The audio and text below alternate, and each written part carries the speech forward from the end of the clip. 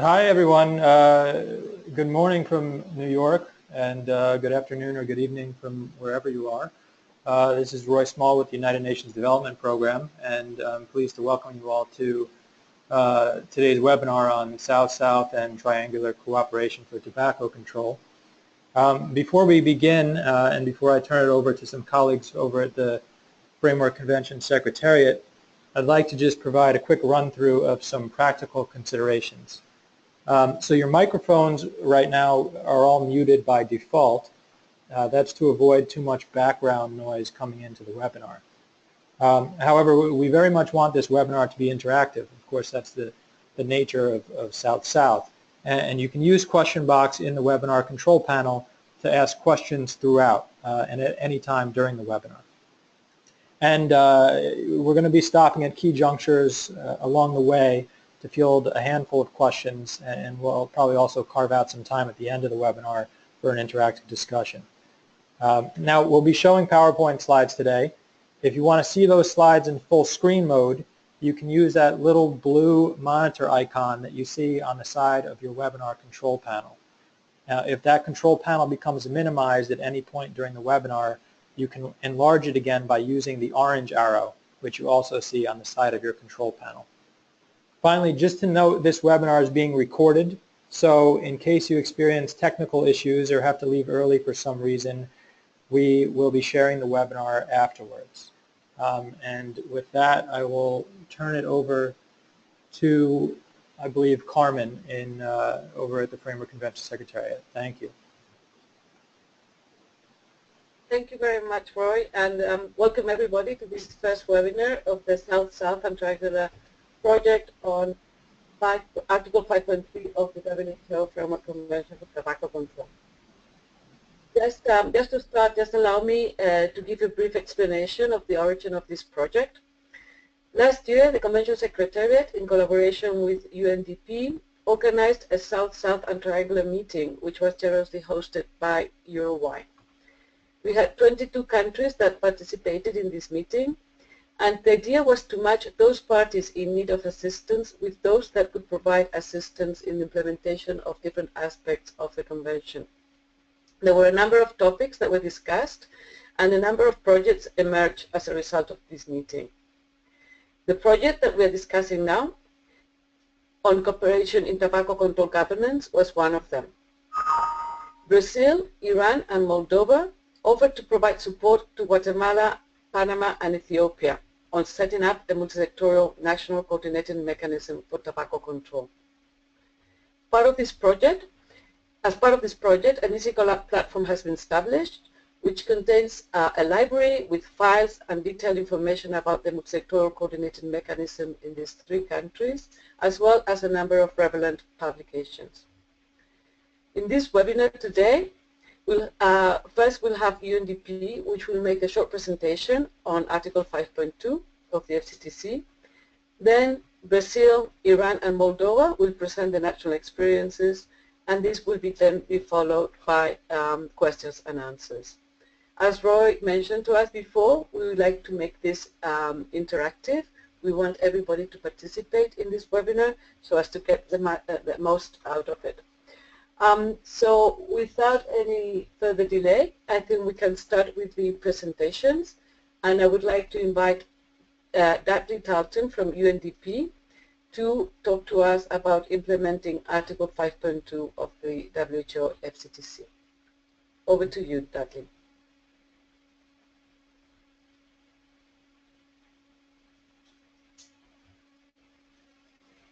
Great.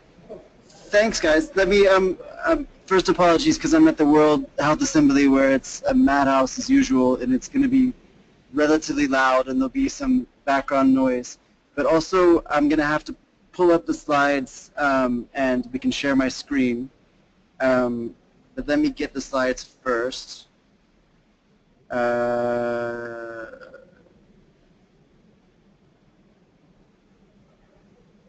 Okay. Okay, Roy, you can go ahead. Oh, I have to push it.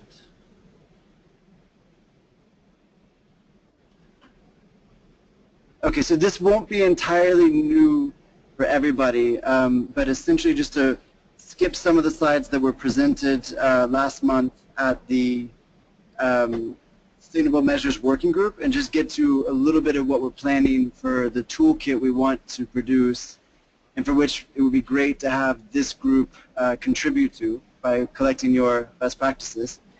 So I will go to the quick outline. We'll look at the background.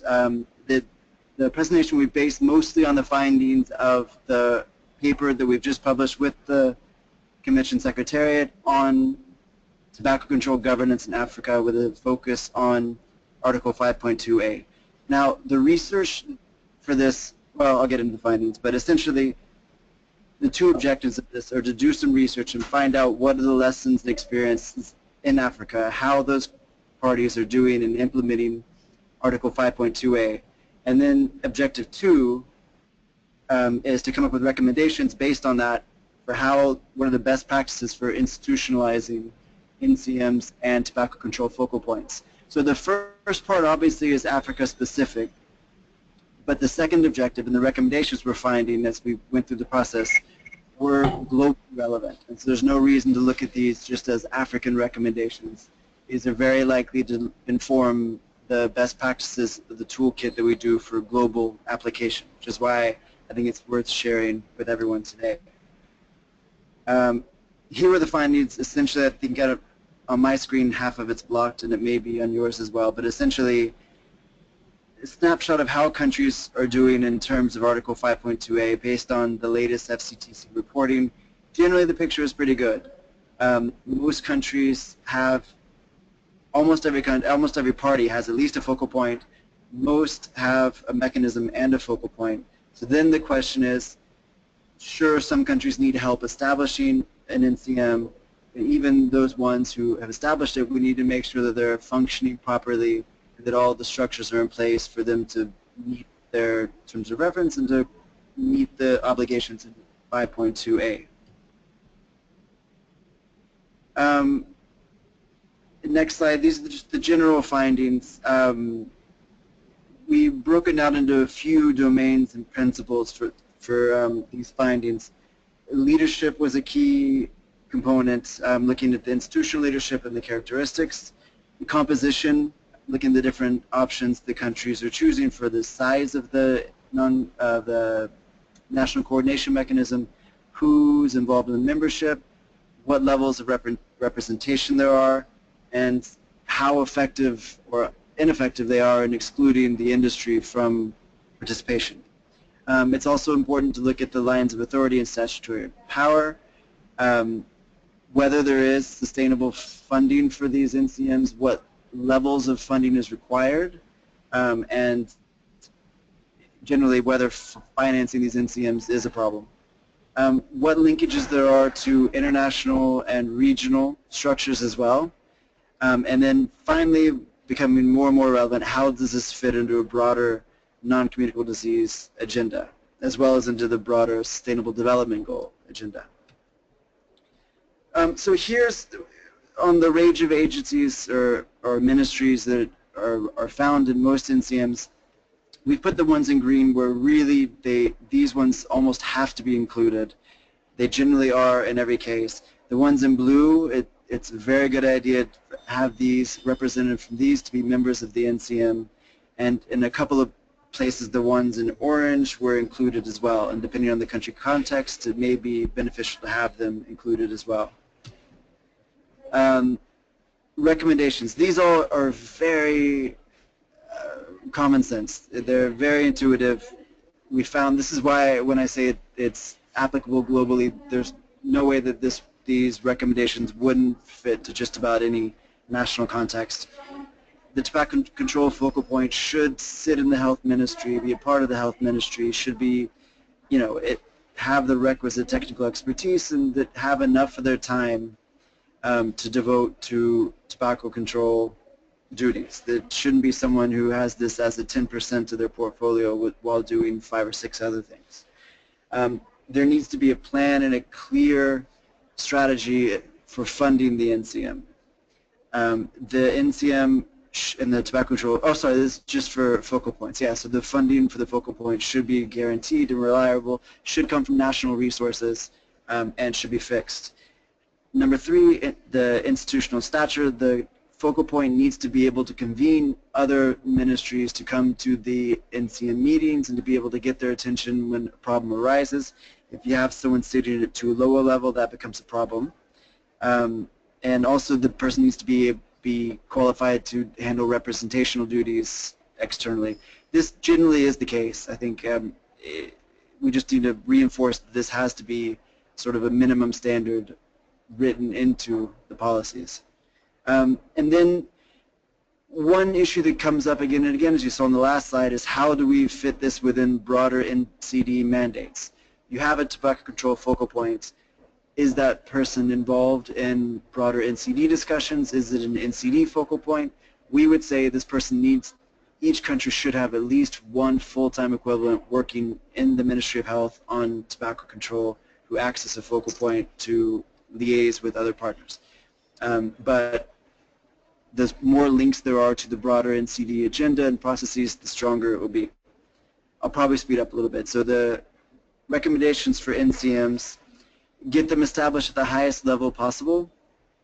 There's a couple of models. One is sort of an interministerial council where you have heads of ministries who meet regularly or a cabinet of ministers, and then the NCM generally is a more technical body with working level people, maybe chaired and headed with focal points of ministers, but with the normal day-to-day coordination work carried out at a technical level.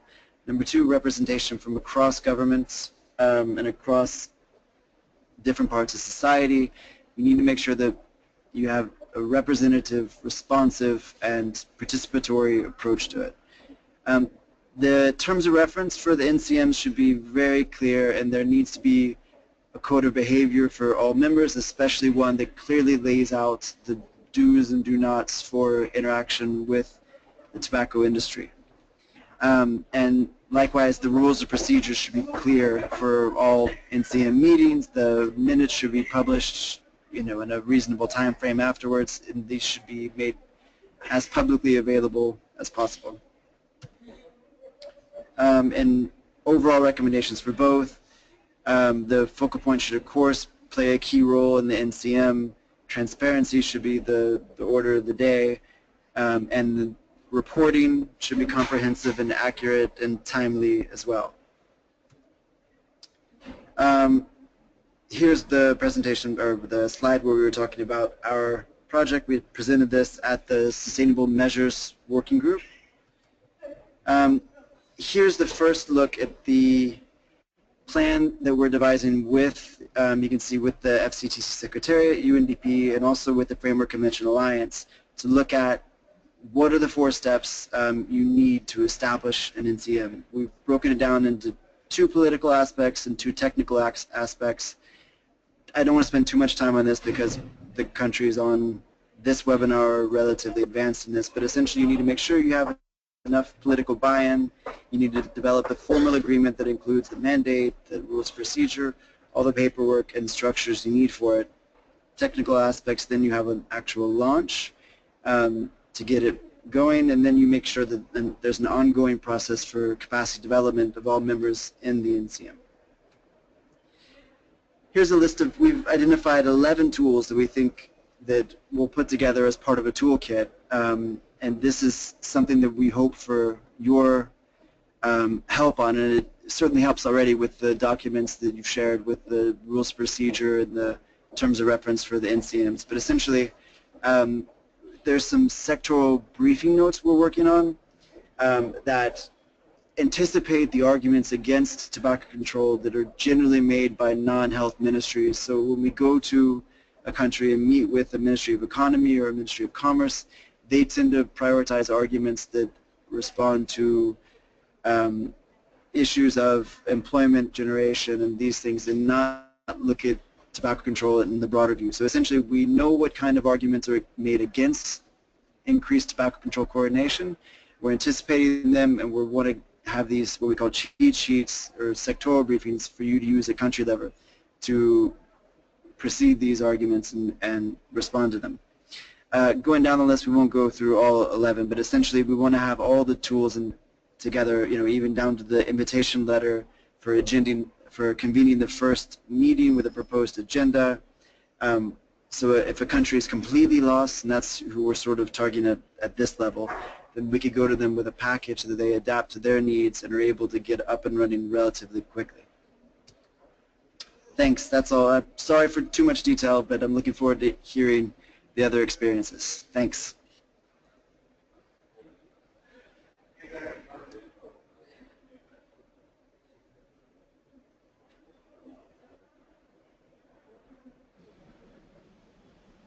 Hello, thank you very much, David, for your presentation. If anybody has any questions, please write them on the chat box, and we'll be answering them as we receive them. Maybe at the end of all the presentations, that would be more practical. But if you have any specific presentation now for that, question for that, Lina, you can please type it on the chat box. We'll just wait for 2-3 minutes to see if there are any questions.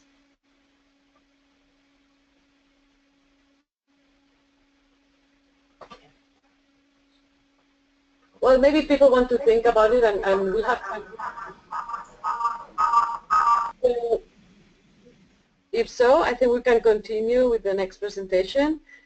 May I invite Tania Cavalcante from the Ministry of Health of Brazil.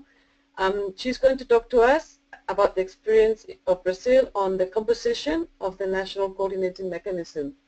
So, Tania, if you're ready, please go ahead. Hello for everybody. Greetings from Brazil, for the Convention Secretariat, for the UNDP representative, and for other colleagues, panelists. I was asked to share our experience with the multi-sectorial mechanism, specifically on the composition of this multi-sectorial mechanism for FCTC implementation in Brazil. Next, please. Eu que passo aqui? Ah, okay. Thank you. I was asked to talk on the regarding the composition, on the size of the mechanism, multi-sectorial mechanism, membership, representation, tobacco industry, and civil society representation. So these are the items that I will address in this presentation. Next, please.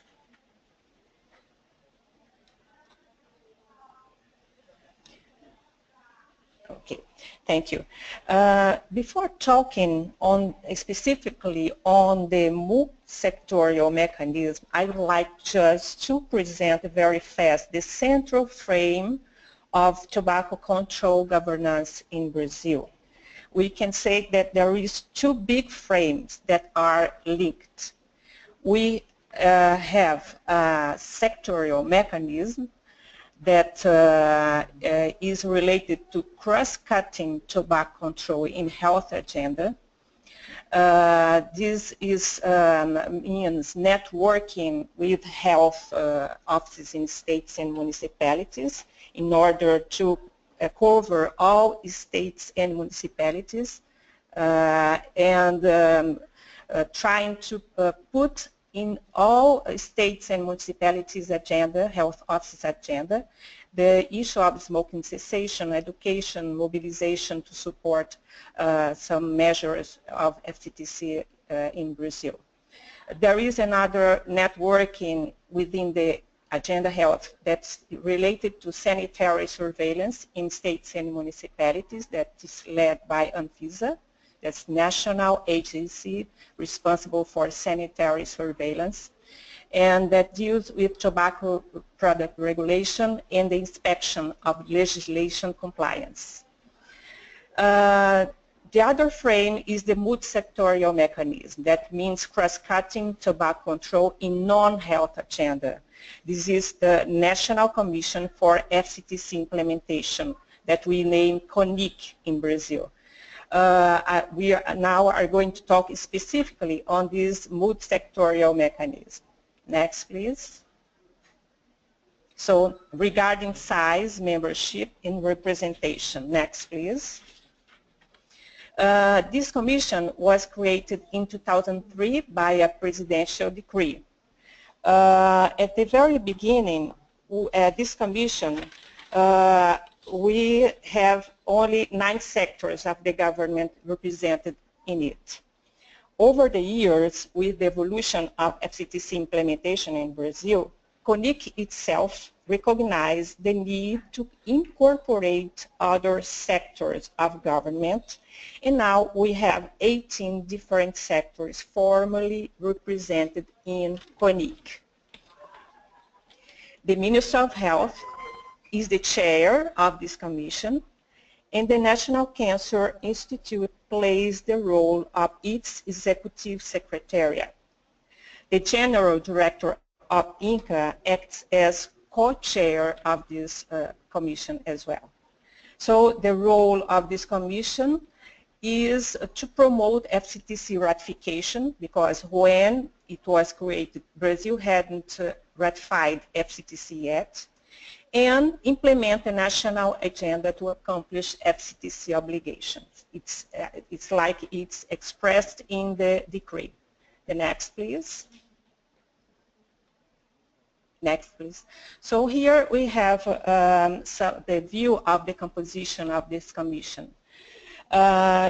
Considering the classification used in the document, Tobacco Control Governance in Sub-Saharan Africa, we can say that the essential ministries and agencies for CONIC are ANVISA, that's the National Agency on Sanitary Surveillance, the Attorney General in Brazil, because we have many litigations in Brazil, Ministry of Finance, that is the responsible for implementing FCTC Article 6 and part of Article 15.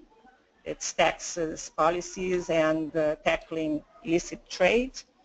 We can say as well Ministry of Foreign Affairs, that it's responsible for every step related to international cooperation, negotiation on FCTC. Ministry of Agrarian Development, Ministry of Agriculture, and Ministry of Environment, and the Ministry of Health itself. The other minister, we can say ministers and secretariats and agencies, we can say that we can classify as ministry and agencies that should nearly always be included, considering the document Tobacco Control Governance in Sub-Saharan Africa, the frame that we used. Regarding the representation, these representatives are formally nominated by their ministers in a memorandum sent to the Minister of Health, as he is the chair of CONIC. There is no rule on the hierarchic level of CONIC representatives. It depends on the priority given by that ministry to tobacco agenda. Generally speaking, the representative of ministries that have a more prominent role in FCTC implementation are from high-level hierarchy in their ministries. For example, the representative from Ministry of Agrarian Development is the coordinator of the National Program of Diversification in Tobacco Growing Areas, a very important program as Brazil is the second tobacco producer and the largest exporters of tobacco leaves. They had another example. The head of International Affairs of Attorney General is the representative of this organ in CONIC. And the head of Social Matters is the representative of Ministry of Foreign Affairs as well in CONIC. Periodically, the president of CONIC sends formal letters to other ministries to confirm their representatives or to nominate another one to replace the previous one representative. When the Executive Secretariat of CONIC prepare the draft of these letters, we use to highlight what is expected from that ministry for FCTC implementation, and somehow we try to drive the nomination to areas from that ministry that would be more useful for CONIC work. Another point that I'd like to highlight here in the issue of composition representative, regarding the representation, is an issue that we have been discussed for a long time within CONIC. How can we allow the participation of representatives from legislative power? This is still an open discussion, considering that many of the FCTC measures depend on the improvement of existing legislation or on creating new laws. So CONIC has been discussing on this issue informally, internally, to include representatives from legislative power without opening a flank for tobacco industry interference, because we know that in the National Congress there are a lot of lobbyists of tobacco industry, so we'd like to have a more close contact with the legislative power in CONIC, but we need to be very, very careful with the possibility of having some advocate of tobacco industry interests. We did not find a solution yet. We stayed with the model of channeling our relationship with National Congress through the parliamentary advisor of Minister of Health. But a part of this decision, we from Executive Secretariat of CONIC have established some good relationship with some legislators that are FCTC supportive. The next, please. The next, please. I'm going to talk now on the tobacco industry and civil society, but I will start with the representation from civil society. Regarding the participation of civil society in CONIC, there is no formal representation from civil society in CONIC. Why? There are many reasons for this situation. In 2003, at the time when CONIC was created, we were facing a strong opposition for the ratification of FCTC mobilized by tobacco industry front organizations, mainly the ones linked to tobacco production. There were strong pressures against FCTC ratification in the National Congress and within the ministers' cabinets. These organizations, these front organizations mainly made this pressure. There was a lot of pressure from these groups to be part of CONIC. They used to state that FCTC was a threat to growers' livelihoods, and they should be part of the discussion on FCTC ratification and implementation in CONIC. And they used to say that the government couldn't decide for their destiny behind closed doors. The solution we found that time was to have a governmental commission only, but open to dialogue with stakeholders. And our strategy was to try later to have on board representation from civil society that were FCTC supportive without allowing tobacco industry interference or indirect participation. We have discussed this issue many times in CONIC, and we didn't find a good solution yet. We still suffer pressure from tobacco industry front organizations to be part of CONIC. For example, the Brazilian Tobacco Growers Association, AFUBRA, that's linked to International Tobacco Growers Association, that is supported by British American Tobacco, is one of the main organizations, front organization that pressure the government to be on board of CONIC. We understand that the current method of screening if someone has or not a conflict of interest to be part of CONIC is not safe enough to prevent the participation of tobacco industry organization. In Brazil, there are many organizations beyond FUBRA that are tobacco industry front organizations that are maintained by tobacco industry. So this is still an open question in CONIC, and we are trying to solve. Please, the next slide, please. The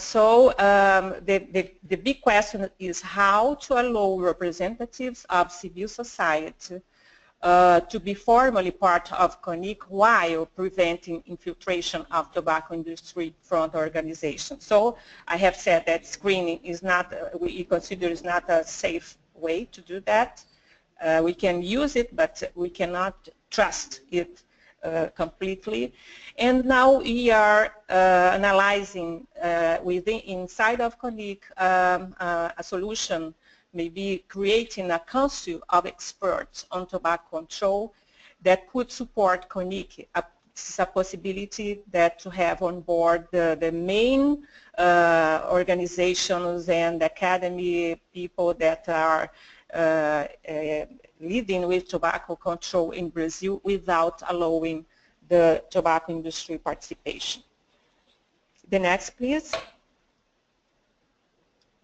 Next, please. Next slide, please.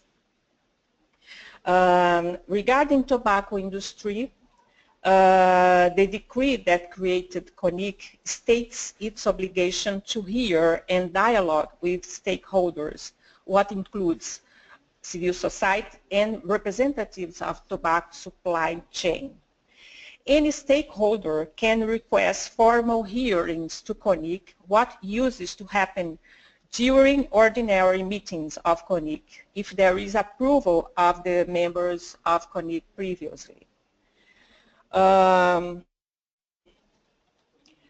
we are testing regular open meetings because these hearings, it's not happening the whole meeting. It's only a momentum of the meeting. We can open for the hearing of civil society or representatives of tobacco supply chain. And now we are testing another model of how we can interact a little more with the stakeholders. So we are trying to put in practice open meetings model before every ordinary meetings of CONIC. We made 2 meetings like that last year, and now we are analyzing the pros and the cons of keeping this model. The next slide, please. Now we are going to talk on the mechanism, the next slide, please, of protection of CONIC from tobacco industry interference. We have we have the rules of procedure that we have published in 2011 that includes a declaration of conflict of interest for CONIC members.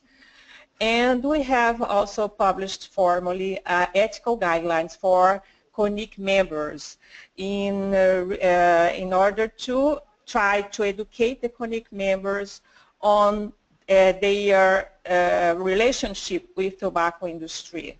So it was approved by executive order. We understand that these 2 mechanisms are important but are not sufficient. They are important to educate on this matter and to create a social pressure on CONIC members regarding tobacco industry relationship. This mechanism, we understand that do not fully prevent that some members of CONIC being advocates of tobacco industry interests. The next, please. And we have had some not good experience with this situation, and we are now trying to improve this issue of protection from tobacco industry. We are, for example, trying to introduce the reference to Article 5.3 in the letter to be sent by Ministry of Health when asking to other ministers to confirm or to indicate a new representative to CONIC, using the same model recently adopted by FCTC Secretariat when asking governments to nominate representatives for expert groups or working groups. In our understanding, it can be one more way to disseminate this obligation, this crucial obligation with FCTC, to high-level government representatives and at the same time disseminate the culture of seeing tobacco industry as part of the problem and not the solution of tobacco control. Thanks very much and greetings from Brazil again.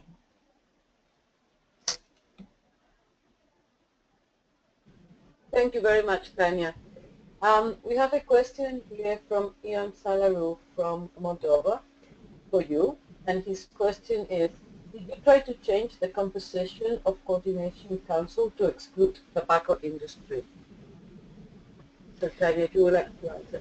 Okay, I'd like just to have a clarification. When you mean Coordination Council, you mean the National Commission for FCTC Implementation, is it? I imagine that's what he means, yes. Okay, because yes, we have tried to change very much. Not the composition, not the representation itself, but we tried, for example, to replace some members of CONIC that were not so very in line with the FCTC principles. We had, for example, in 2010, a situation where one member of a Brazilian delegation in, that was representative of the Ministry of External Trade in Brazil, we have the denunciation that she was, for example, she was in that COP4, she was passing some information from the closed meetings. So this person is not anymore in CONIC. We had a formal complaint, we have a formal process, administrative process, and she had to answer some kind of inquiry from administrative inquiry. So it was educative for other members of CONIC, but I repeat that it's not enough because we still have some people not behaving like we would like to not in line with FCTC goals and FCTC principles. We are trying, for example, the Ministry of Health has sent a letter to the Minister of that was not so good behavior, and we didn't have any solution for that yet. So we have some kind of concerns to try to put these people in line with FCTC. So it's good to have, for example, pressure from civil society. We have a good partnership with civil society that make a kind of surveillance and a kind of these behaviors, and it's very important to have external pressure in order to try to align these people with the FCTC principles.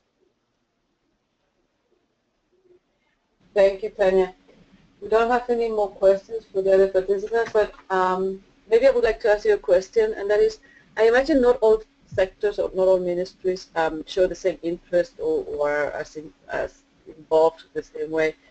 How do you manage to keep that interest or to make them feel that this is part of the business also?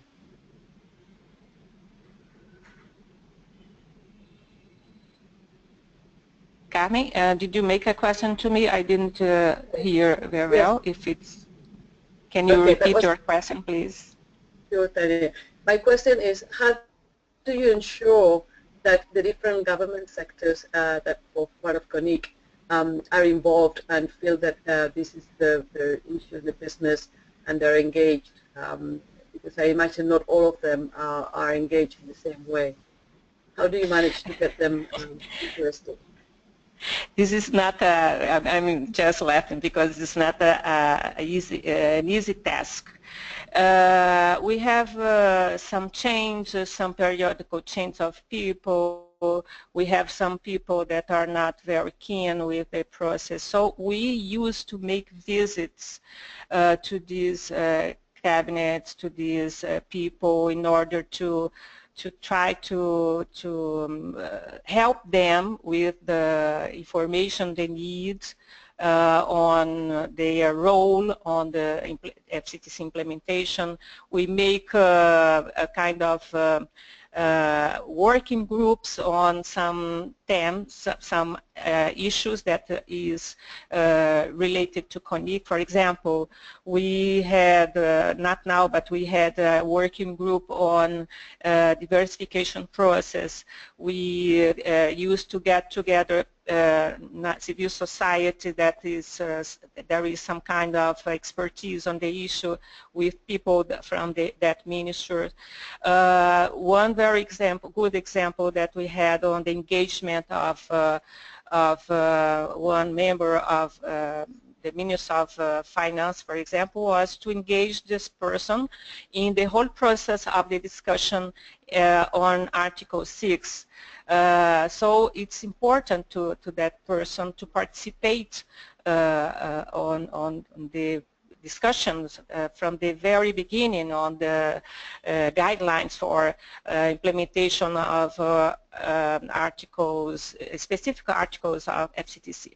We don't have a formula for do that, but our role is to make people participative, to facilitate the work of these people, to give these people all the information they need to make their work. And when we go to Brasilia, because we are in Rio de Janeiro, but every week almost we go to Brasilia, we used to visit some cabinets to reinforce the importance of their role in FCTC implementation, showing their results.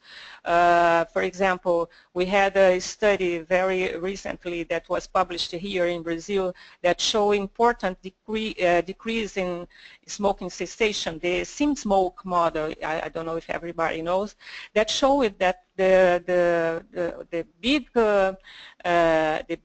contribution of increasing taxes in reducing prevalence and as well reducing mortality. So this is a way to also reinforce the commitment of some areas of government. But we have some difficulties. Some areas are not attending as we'd like that they would attend even the meetings. And we go there and try to ask for their participation.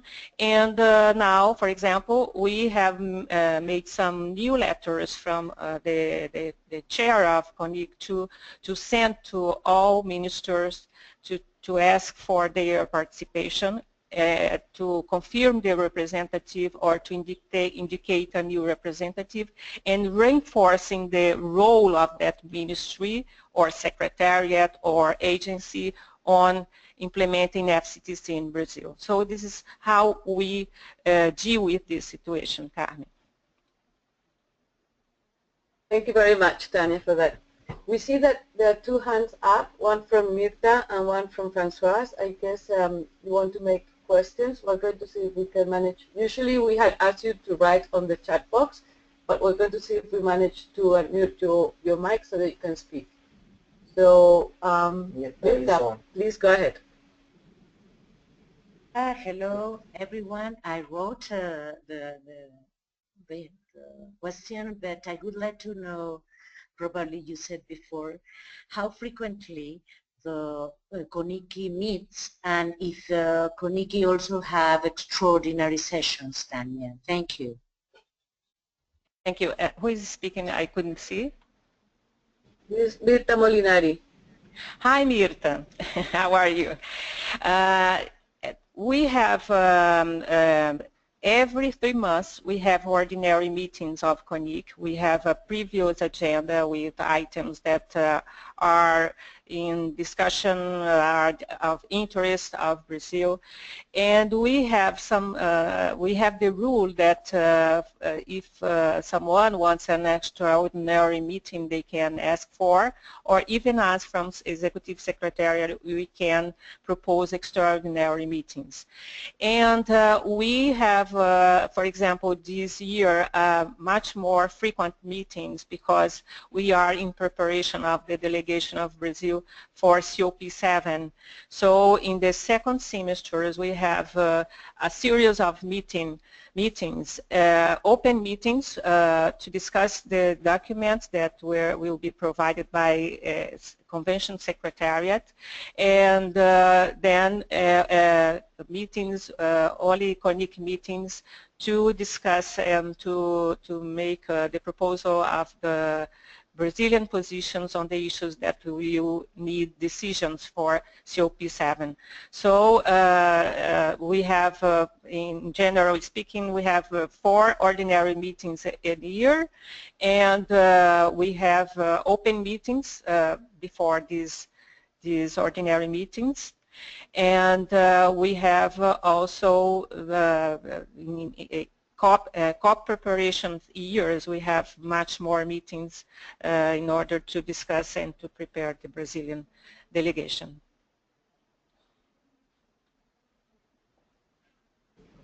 Thank you. Thank you very much, Tanya. I think we're going to move to the next presentation, and then there will be time at the end for questions. We've seen there are a few there in the chat box now, but we'll move to the next presentation, and then we'll address all the questions at the end. So the next presentation will be from Iran, from Behzad Barisadeh, and he's going to talk to us about the experience of Iran in leadership and funding of the National Coordinated Mechanism. So Behzad, please go ahead. Hello. Hello everybody, this is Behzad from Iran. Greeting from Iran. I would like to thank the Convention Secretariat to provide this opportunity to share the experience on the implementation of the Article 5.2, and special thanks to colleagues from UNDP who share their experience and guidance in this regard. I'm going to speak about the role of the multinational multi-sector coordination mechanism, implementation of the on the leadership and funding. Next, please.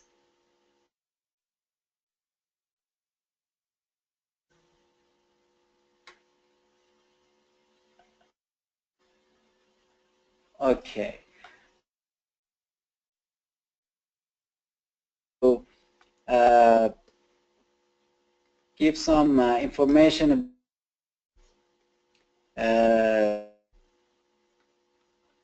ratification and tobacco control in Iran. We signed it and ratified in October 2005, 2006. Convention, Framework Convention on Tobacco Control draft during the negotiation of the convention. We draft the national tobacco and as an act. This act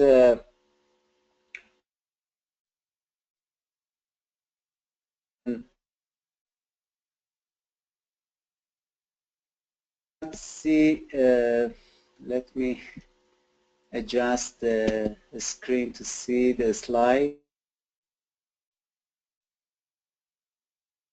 After the ratification of executive bylaw to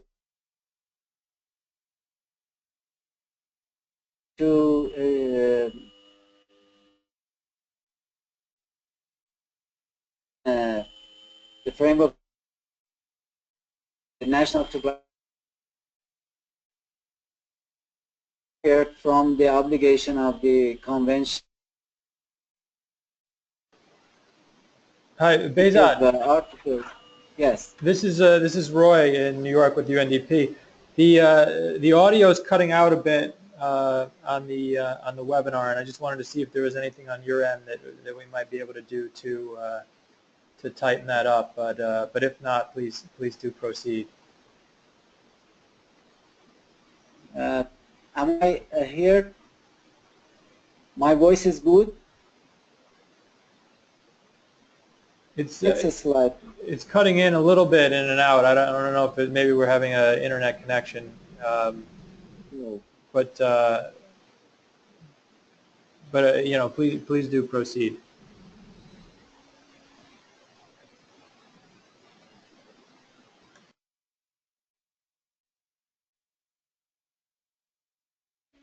Please go ahead, and we'll try to see if we can hear you. Please.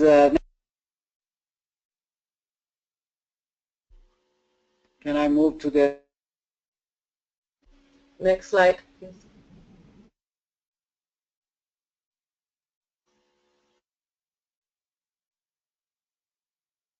But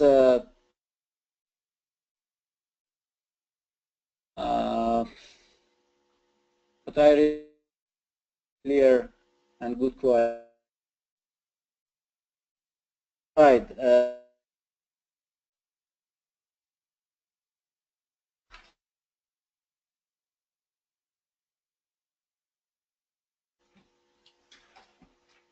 Behzad, we're really having problems hearing you.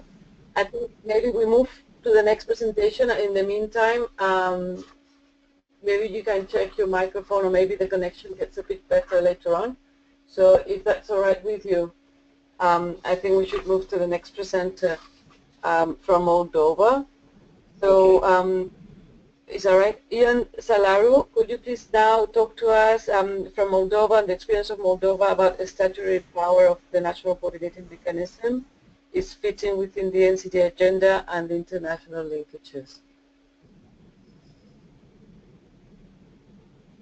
So as soon as the presentation is up,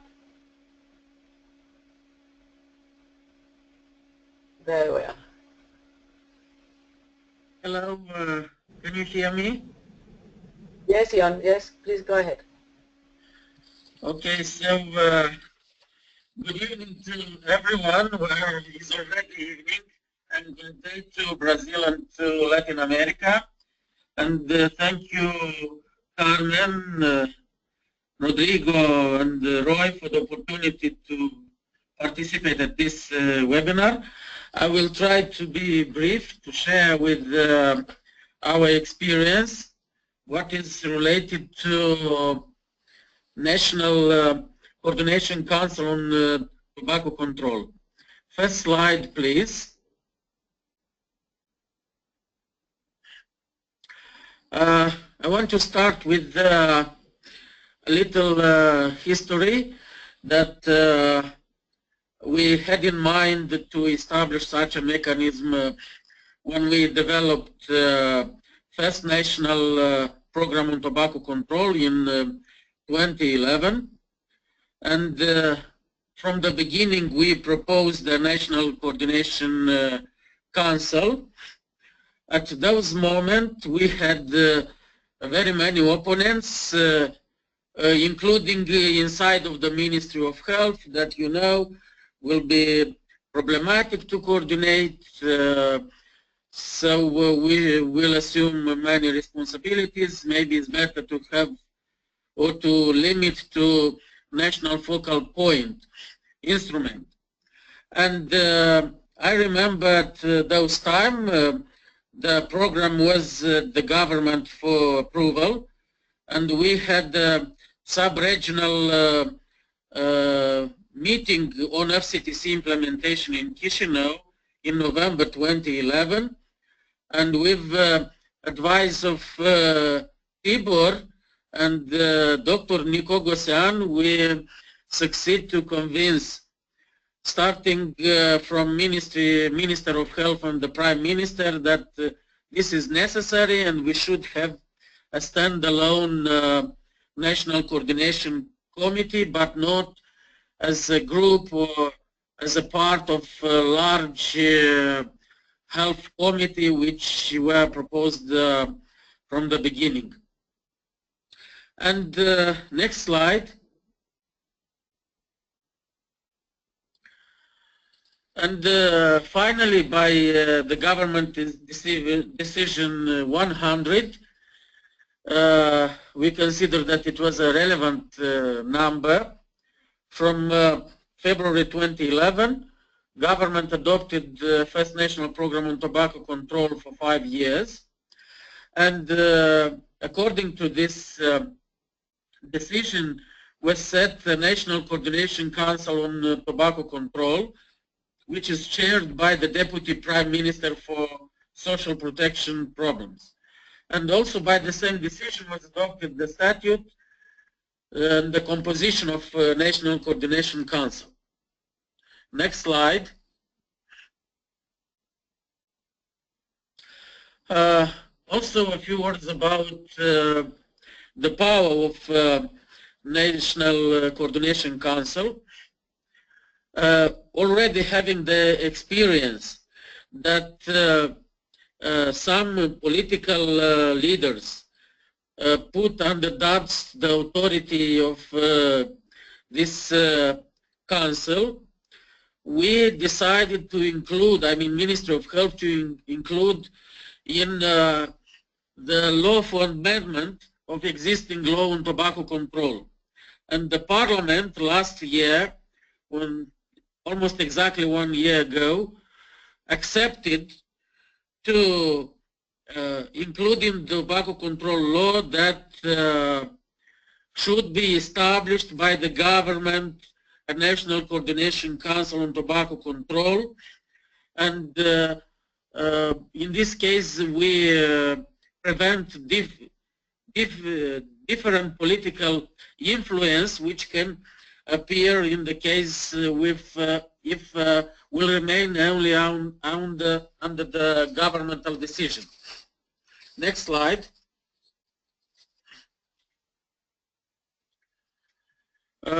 Even the Coordination Council is mentioned in the status that is created as an advisory body without,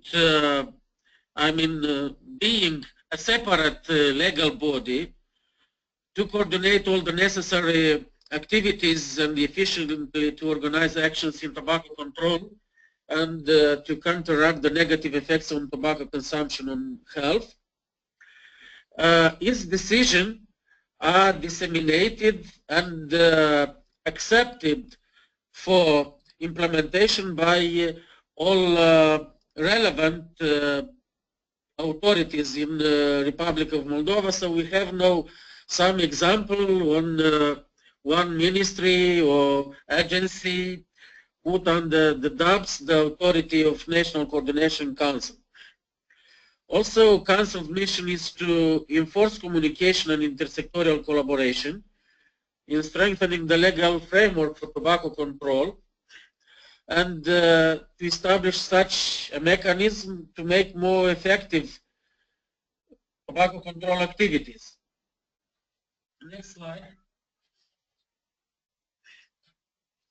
About the frequency of the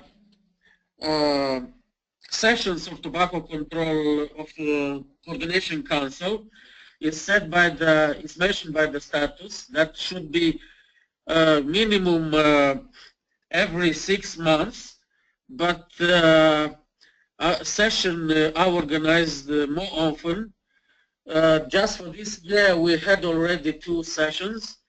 The latest was yesterday and was dedicated to entering into 4th new provision of tobacco control law, total ban of smoking in indoor places. And the other question was accession to the protocol on the elimination of illicit trade on tobacco products. Also, decision within 5 days, the latest should be adopted by the chair and by the secretary and to be disseminated for implementation by all members. About the composition, so council consists of 23 members. I already mentioned that the chair is the Deputy Prime Minister, the Deputy Chair is the Deputy Minister of Health, and the Secretary from National Center of Public Health, myself, so I'm the Secretary of this Council, also includes 9 members as Deputy Ministers from relevant authorities, agriculture, economy, finance, international affairs, informational technology and communications, of education, youth and sports, social protection, and culture. 5 members are directors of different services and institutions, such as Customs Service, Tax Service, National Health Insurance Company, Academy of Science, and Medical University. Next slide. Other 3 members are directors or members of relevant media institutions such as National Radio, National Public TV Channel, and Media Coordination Council. And 3 members we have from civil society, 2 from NGOs, and 1 from Health Trade Union Organization. So all sectors we consider that are represented in the council, excepting tobacco industry. Also, different other sectors or institutions can be invited, and are invited to present some information or reports. Next slide.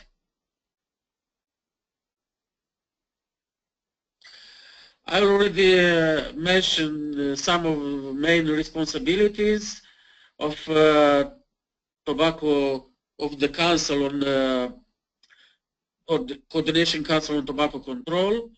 The main function is to coordinate implementation of public policies in tobacco control. Another one to ensure stakeholder participation in the implementation of national policies. Also, promotion and implementation of legislation and other public policies on tobacco control. Next slide.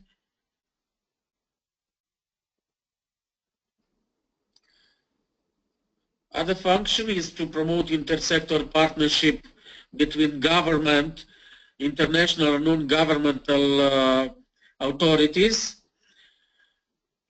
Also, to create conditions for public authorities control on trade of tobacco products, and also to ensure effective dialogue between government and non-governmental authorities in Moldova and abroad. Also to coordinate intersectoral development and adjustment of the legislation in according to FCTC obligation and the association agreement with the European Union. Next slide.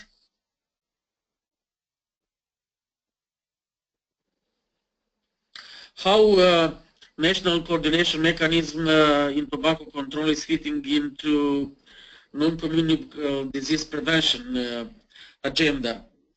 I have to mention that very recently, by the governmental decision 43,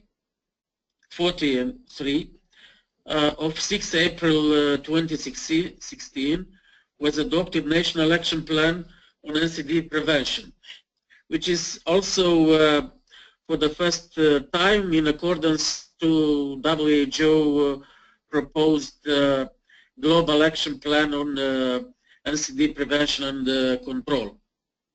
So according to this decision and with plan, also was established a new National Coordination Council on NCD control, which will cover areas of alcohol control, nutrition, and physical activity, and also health promotion. So generally this council will not cover area of tobacco control, and at the end this council absorbed few councils already exist, which we had on alcohol control, on nutrition, on health promotion, on reducing iron and folic acid deficiencies, and so on. And all this council merged into one on NCD control, but due to the fact that the Coordination Council on Tobacco Control is already under the umbrella of the law, will remain standalone, but we consider that we'll have all opportunities and conditions for collaboration between these two councils. We'll have a good connection with council, taking into account, I mean, human aspect, that the chair, the deputy chair, and the secretary of this new council are the same persons as as the chair, deputy chair, and the secretary for National Coordination Council on Tobacco Control. So we will follow that the aspects which are related to tobacco control will find the exact place in new Coordination Council, also taking into account that the action plan on NCD prevention also provides some new actions which we decided that it's time for them to be included, which we miss at the time of the adoption of program on tobacco control. Next slide.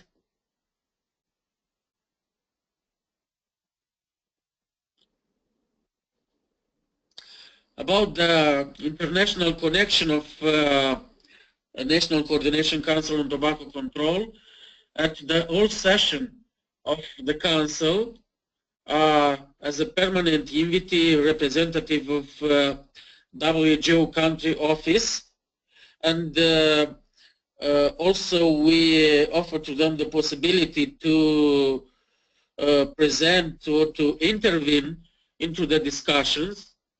Also we are inviting when necessary representatives from UN office.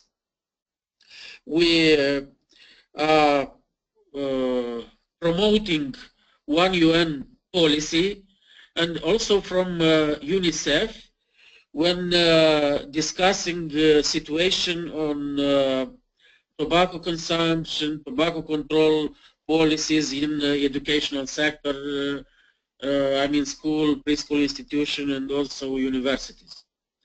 And from this year also we establish a good collaboration with the Swiss International Cooperation Agency.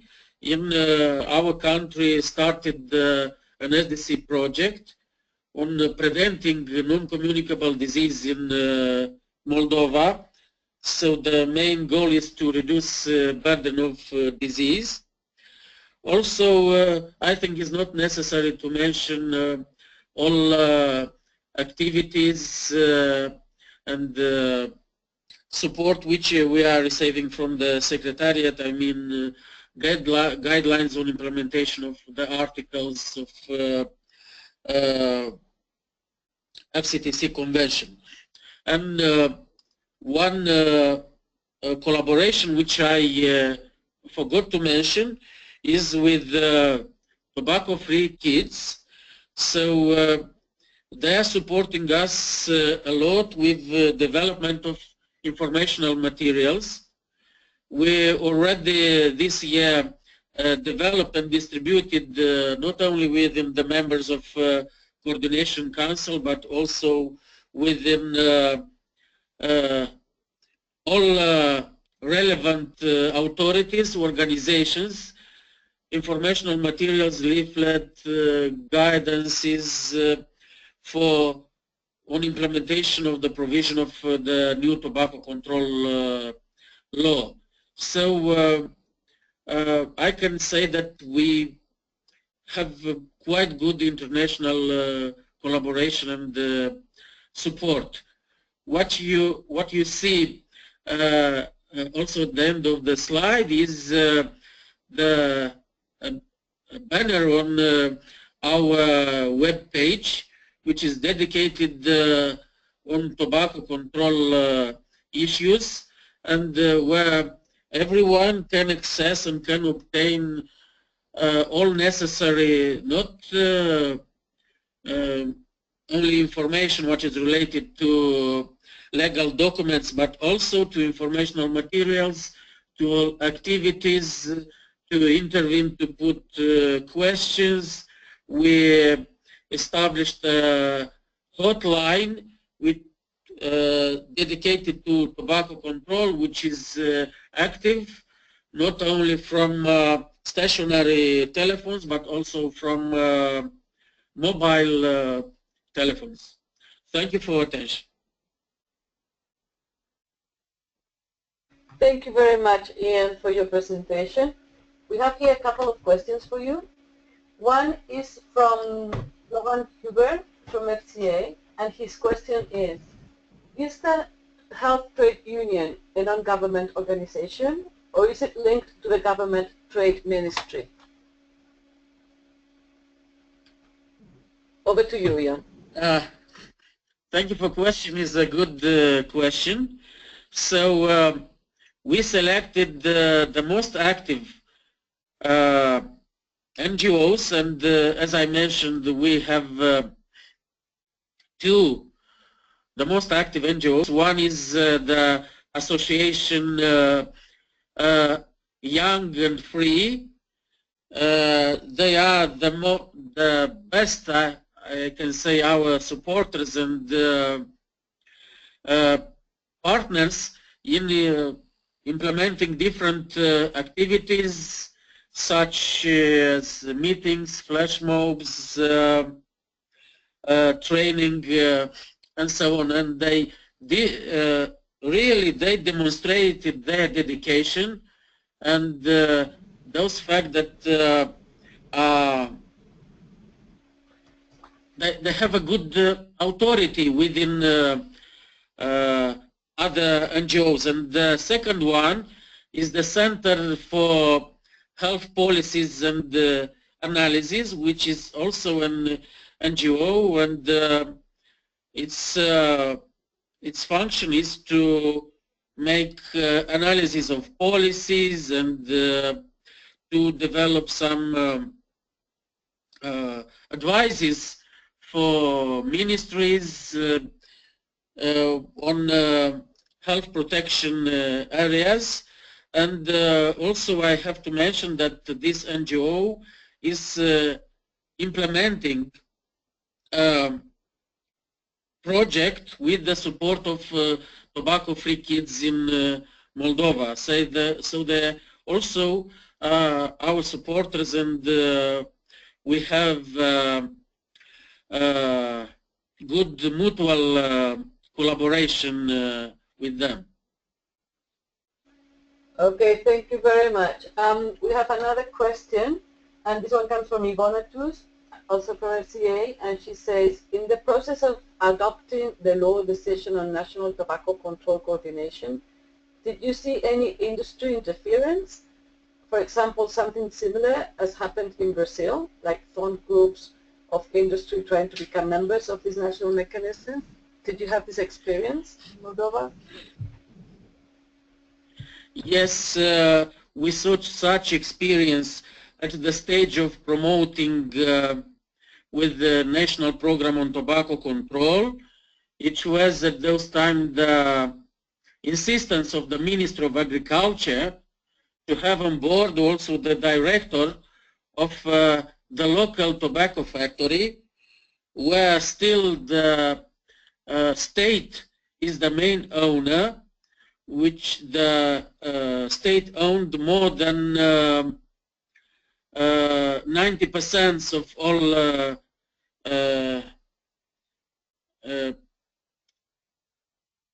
premises, I mean of all actives of this factory, and to protect the interest of the local producers, it was intensively promoted participation also of this person which I mentioned, the director of tobacco factory. Now we are not at those stage other attempts to include representatives of international tobacco industry, but at the end we demonstrate that anyway the Ministry of Agriculture should collect all questions which are related to industry and to present if necessary to the government. But according to the Article 5, we insist that is prohibited interference of tobacco industry on setting or developing health policies. And at the end, they are not members of the council. Thank you very much. We have a few more questions, but I think we're going to try to connect again with Iran, just to make sure that we give Basad another opportunity. So, Basad, are you still there? Can we try again to see if the connection is a bit better now? Okay. Can you hear me? Now we can hear you. Let's see if we're lucky. Okay. I hope the connection would be better to present my presentation. It sounds much better now, so please go ahead. Okay. I was in the second slide.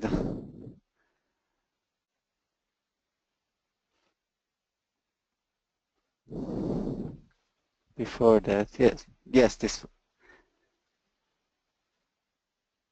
Okay, the next slide, please. Okay. As I was talking about the National Coordination Mechanism and National Tobacco Control Act, we ratified the National Act on Tobacco Control after ratification of the Convention. And based on the Article 1 of the Act, to plan for campaign against consumption of tobacco product and for maintaining public health, the national headquarters of controlling and campaigning against tobacco product, hereinafter referred to HQ as HQ, shall be established in which following member participate. Please next slide. Can you hear me? Okay. The membership of the HQ are in the level of the ministers. So there are 4 ministers, Minister of Health, Minister of Culture and Islamic Guidance, Minister of Education, and Minister of Industry, Mine and Commerce, Commander of Police, and a representative of one of non-governmental organizations related to tobacco control elected by the Ministry of Health and Medical Education. These are the permanent member of the HQ, and we have also 2 observers.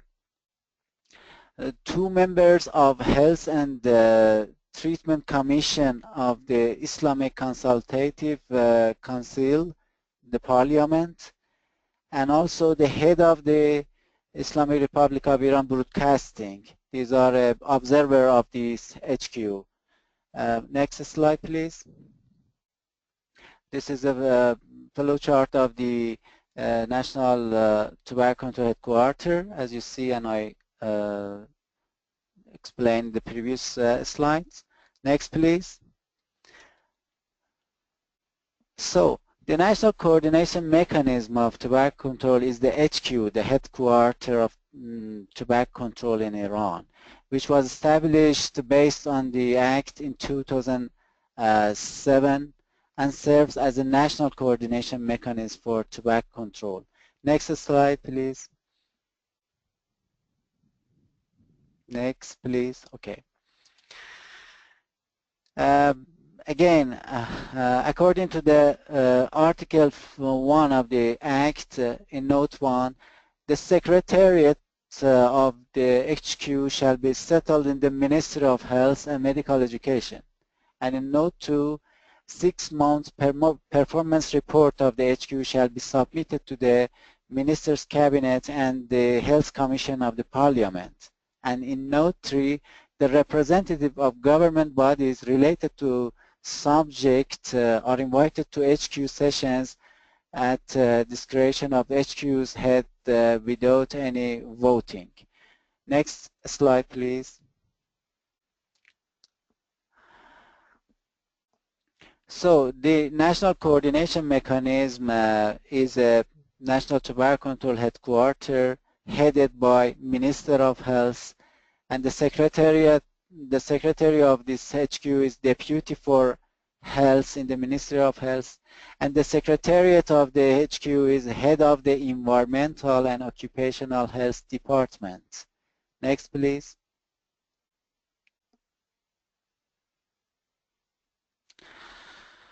In Article 2 of the Act, the duties of HQs was described as to plan for campaign against consumption of tobacco product and for maintaining public health. The HQ is obliged to provide executive procedure concerning definition, scope, and feature of advertisement, providing and ratification of educational program and research with cooperation of related bodies, and determination of kind of messages, warning pictures, and plans concerning the adverse social, economic, and health effect of tobacco products and time period of insertion them. All resolution of the HQ are enforceable after approving by the President. So after each session of the HQ, the resolution will be approved by the President, and after approval of the President, all of resolution are enforceable and obligatory. Next, please.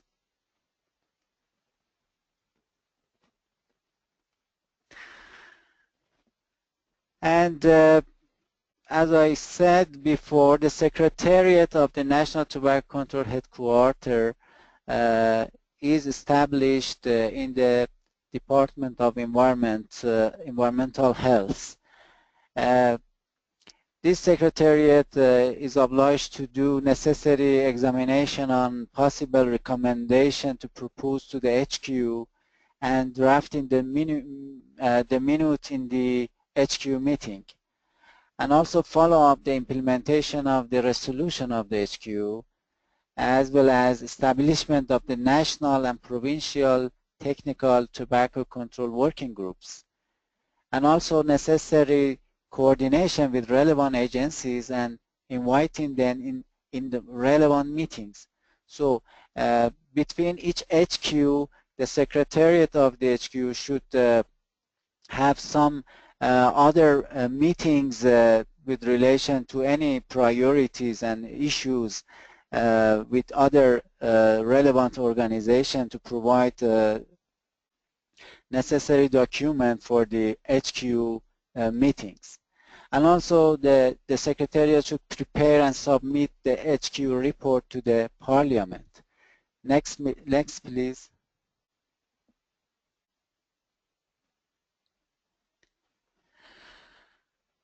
And in continue, the other duty of the Secretariat are to do other issues which may have requested by the HQ and collect necessary information and required data in line with the implementation of the Act and relevant administrative regulations, for example, bylaw or etc.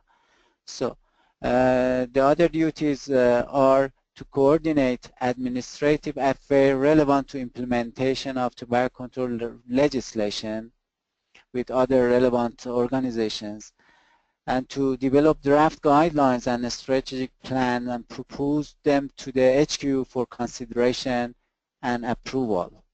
And also follow up to provide human resources, technical facilities, and funding for tobacco control. These are the duties of the Secretariat, which works under supervision of the national headquarters as a coordination mechanism. Next slide, please.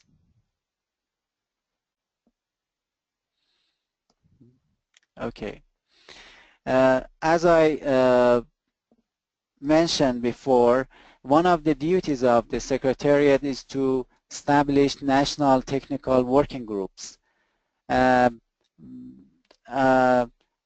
have established 5 technical working groups with regard to the illicit tobacco trade prevention, which headed by the law enforcement force of in Iran, and also the other working group working on the determination of standards for production and importation of tobacco products, headed by the National Standard Organization.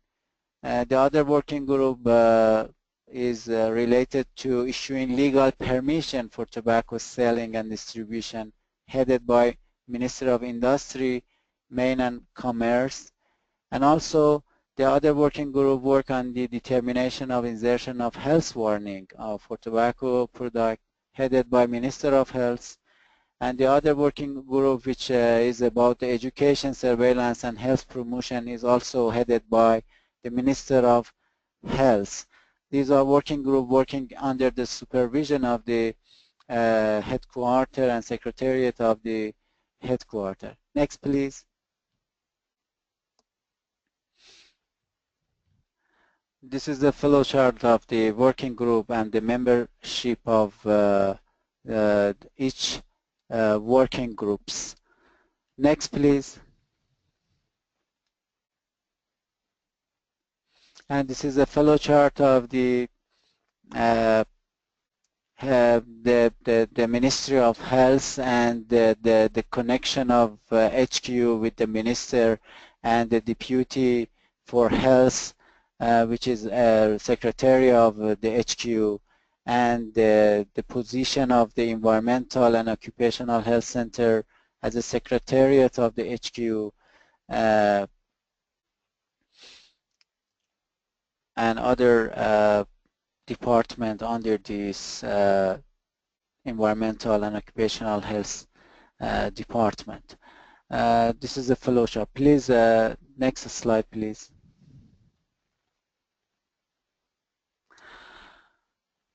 With regard to tobacco control leadership, benefiting from the Health in All Policy Declaration of WHO, an active involvement in the process of negotiation on FCTC, involvement of Ministry of Health in this process.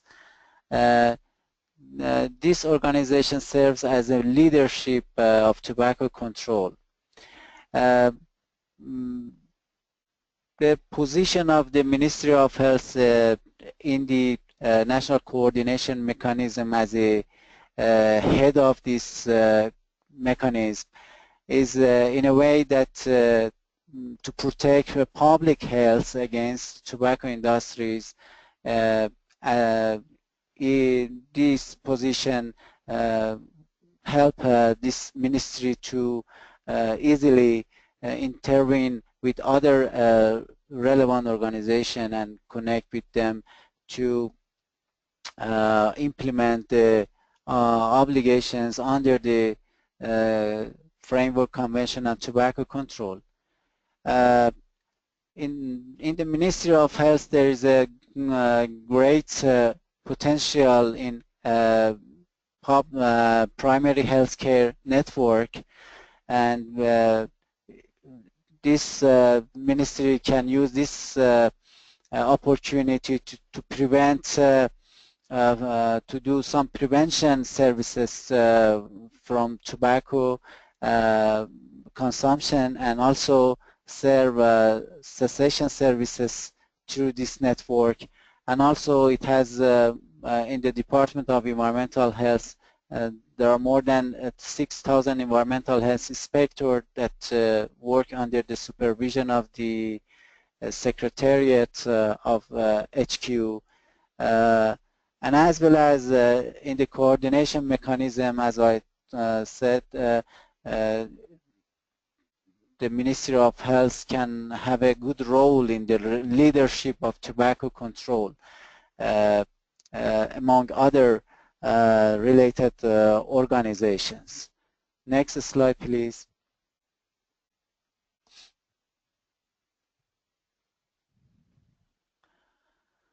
And regarding the funding, like other issues related to coordination mechanism that's mentioned in the National Tobacco Control Act, the funding is also mentioned in the Article 8 of the Act. According to this article, the annual price of tobacco products shall increase 10% through increase in tax, and up to 2% of the whole amount of tax obtained from the tobacco products deposited to the Treasury account shall be allocated to the annual budget of the related public association and organizations, NGOs, to support and boost them to develop educational research and cultural programs for the purpose of preventing and fighting against tobacco consumption. And also in the Article 17 of the Act, the financial burden of implementation of this Act is covered by incomes resulting from the Article 8 that I mentioned before, and also Article 9 of the Act. In the Article 9 of the Act, the revenue is from the cessation services, considered from the cessation services, but this act is not, this article is not implemented so far because the cessation services is free of charge, and we cannot get any revenue from these services. And also the the private sector is not active in this regard, so it has no any revenue for tobacco control from this article. But the main revenue mainly provided by the Article 8 from the taxation. And next slide, please.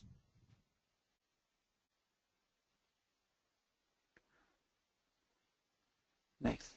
And also in the budget law.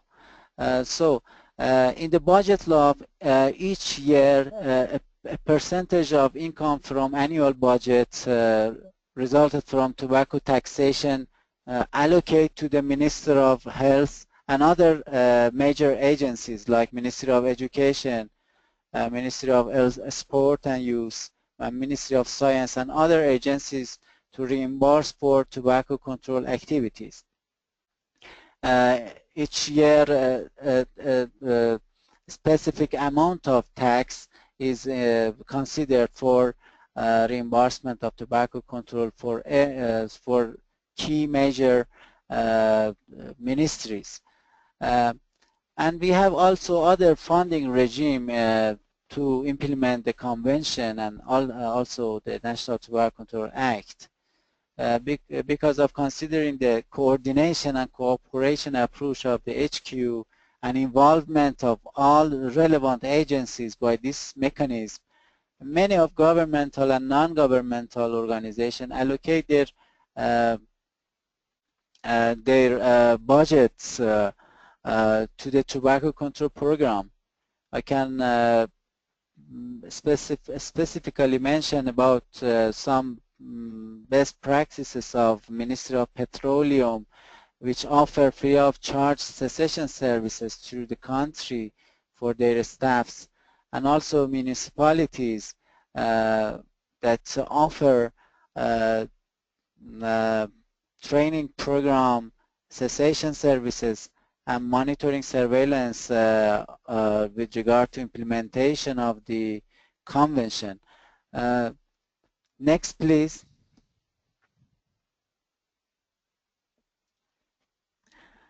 In conclusion, it's very important to have a supportive national legislation for national coordination mechanism.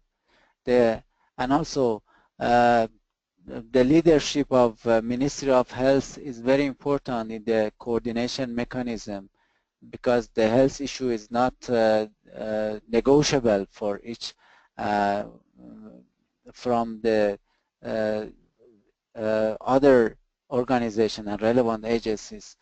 And the necessity of establishing a national coordination mechanism in the National Tobacco Control Law, it should be legally binding, and it should involve relevant agencies in a permanent or observer members. And also we have to have a national tobacco control strategic plan or plan of action which define relevant agencies' duties under the tobacco WHO FCTC and national laws regulations. And also funding of tobacco control program, the revenues from taxation and legal requirements on reimbursement should be in the National Tobacco Control Act, which should be allocated for cessation services, for inspection, controlling systems, and education training activities, and also other issues related to implementation of the convention. I think my slide is finished. Thank you for your kind attention. If you have any question, I am at your disposal. Thank you very much, Behzad, for your presentation, and finally we were able to hear you, so that's very good news. We have a question here from Fanny del Carmen Castillo de Torres from Panama, and her question is about the inspection. How is the inspection conducted? We have, as I mentioned before, we have more than 6,000 environmental health inspections through the country level. These inspectors are working under the supervision of the Environmental and Occupational Health Department, which is the Secretariat of the National Coordination Mechanism. These inspections are not directly connect with this environmental health department, because we have a national primary health network. Because we have this network, each province has their own focal point for tobacco control. We considered focal point at the provincial level to connect in the territory of each University of Medical Sciences. We have more than 50 university of medical sciences through the country, and each university has a deputy of health. And in the deputy of health, they have a environmental health section, a unit. And in each environmental health unit, they have a focal point for tobacco control. So we can connect with them through the deputy of health in each university of medical sciences, and they routinely they supervise the public places and the distribution centers for tobacco products in cooperation with the other agencies like unions inspections and like police force.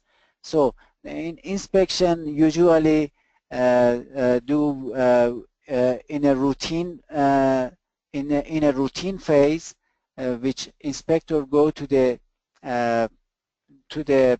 public place or distribution centers to comply to see any compliance with the Tobacco Control Act, and if they have any problem in implementation of the act, they report to the judiciary system, and when the judiciary system issue the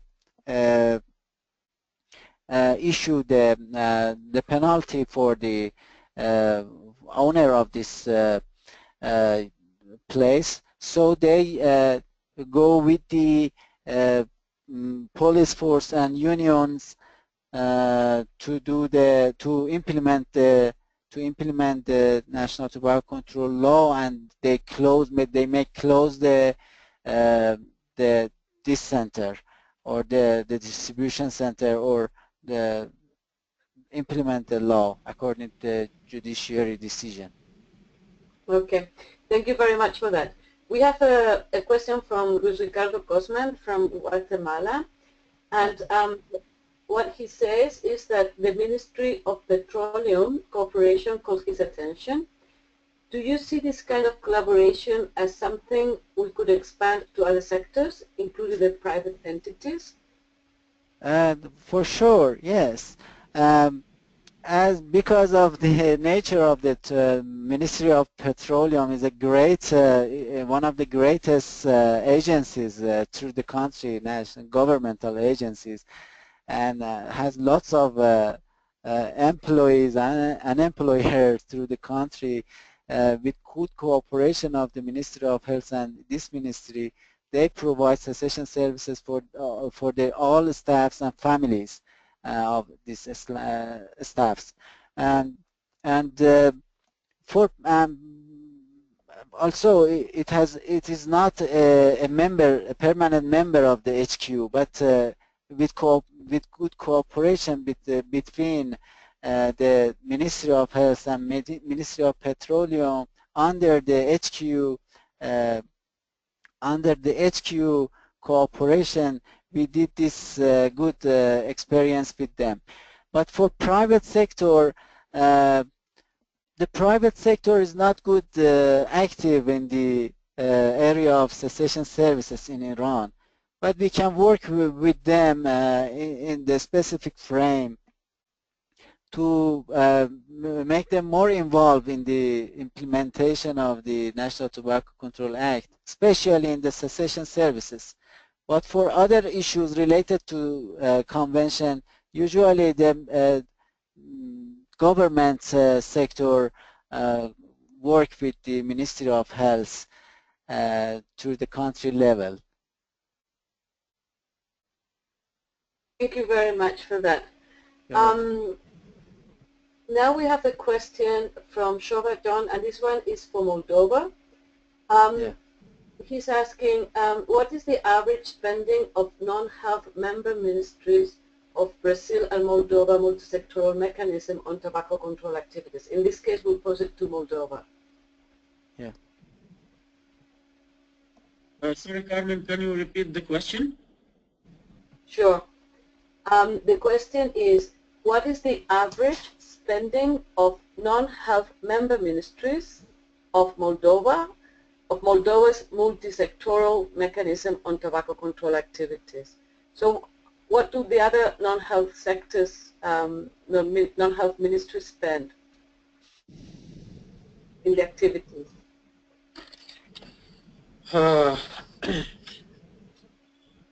What is related to financial spend, I am not ready to answer, but what is related to the activities, they are responsible for their sectors according to the law. And in the law we have provision which mention the responsibility of the Minister of Internal Affairs, the Minister of Economy, Minister of Finance, Customs Service, also Tax Service, and the Ministry of Education. And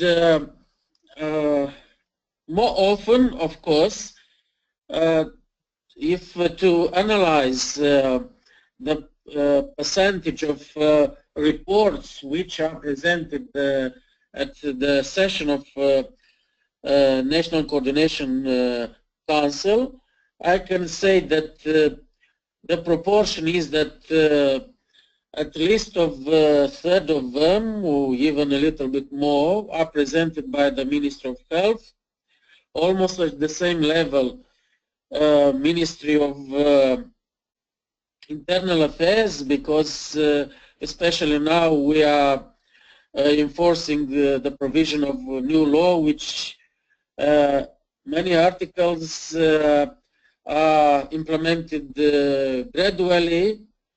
We started in September, entered into force new articles also from the 1st of January. Third stage will be from 31st of May. Next will be from 1st of January next year, and so on. But the majority, if to resume, so 2/3 we have from two ministries, Ministry of Health and Ministry of Internal Affairs, and 1/3 are reporting and information presented by the rest of participants, I mean from the rest of ministries. What is related to financing, for the moment the single financial source is state budget.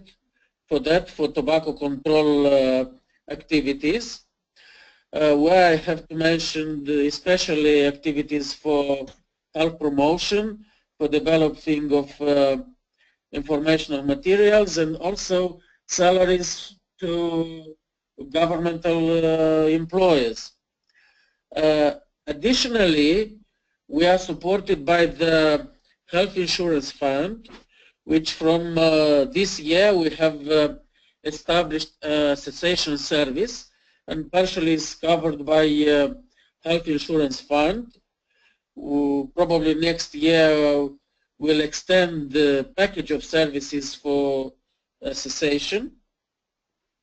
And the rest we have no other additional source of financing, as was mentioned by Iran, such as EMARC taxation, 2% to go for tobacco control activities.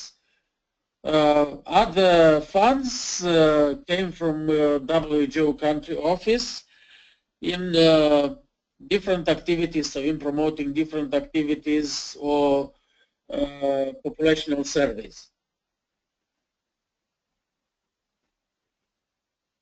Thank you very much for that. Now we move back to Tanya, and we have a question again from Luis Ricardo Guzman from Guatemala.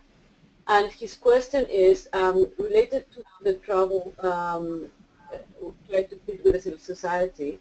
One idea that they have considered is the inclusion of academia to represent civil society. And he's asking, what do you reckon about this?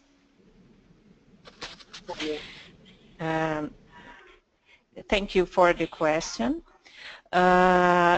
We are considering to create a council of experts in order to have a group directly linked to national commission that will include the academia as well. Not only the academia, but the civil society that are very, very keen and very, very active in Brazil to promote FCTC implementation. Because these civil societies, there are many civil societies that are not from the academy, but they have developed a very, very good expertise in tobacco control. So informally, these NGOs are already being like counselors of CONIC, but we would like to formalize it. So we understood that this will be a way to deal with the participation of civil society, including the academy, without allowing tobacco industry participation through non-civil front organizations of tobacco industry. So this is how we are trying to deal with that, including representative from academy. Tanya, thank you very much for that. We have a question now for Moldova, and this comes from Isha Ali. And his question is, what specific support does UNICEF bring on board?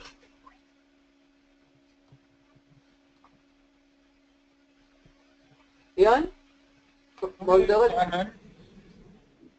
Well, once again, I didn't... Okay, I will... Ishaq Ali from Ghana, he wants to know the support that UNICEF brings to the board.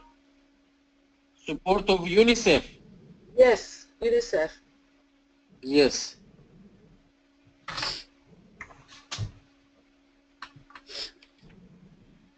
Yes. Yeah. If you can the support of UNICEF is mainly moral one support because they are not invited, as I said, on permanent base. On permanent base we have WHO, but mainly one is related to smoking prevalence and preventive measures in school and educational facilities. But I want to say that they are offering all necessary logistical support if necessary to organize meeting together with other authorities, I mean Ministry of Education, territorial authorities on educational and sport, and also on we are coordinating with them the text or the composition, the content of informational materials which are related to or are addressed to school children. For example, last year we organized during in November during the National Tobacco Quit Day or Smoking Quit Day, a special hour for children on preventing tobacco consumption, and we cooperate in promoting this activity, I mean in editing materials and also in examining and adjusting of these materials which are addressed to school children. Thank you very much for that. And we're going to have the last question because we're running out of time. And this question is from Francois Habiyarene from Rwanda. And this question is for Iran. And his question is, what are the main challenges that you faced at the initial step to establish a national coordinating mechanism? So, Besar, I'm going to ask you to just please say 1, 2, 3 things, but very briefly, just name them for the sake of time. Okay, thank you for your question. Actually, at the time of establishing national tobacco control mechanism, the tobacco industry was under the monopoly of the government. So at that time, we had some problems in not letting them to attend in the HQ meetings. For this reason, we decided to ask all the ministers to be a member of the HQ. So the HQ is conducted with the membership of the ministers. So there is no there was no anymore the problem of interfering of tobacco industry through the national coordination mechanism. And after that, the tobacco industries was not anymore under the monopoly of the government, and they changed into the private sectors. So we have no any problem in implementation of the convention through the national tobacco control coordination mechanisms. Thank you very much for that answer. So I think now we've reached to the end of our webinar. I hope it's been interesting for everybody. I hope this doesn't end here. I really encourage you all to continue your conversations and your discussions by using the EasyCollab platform.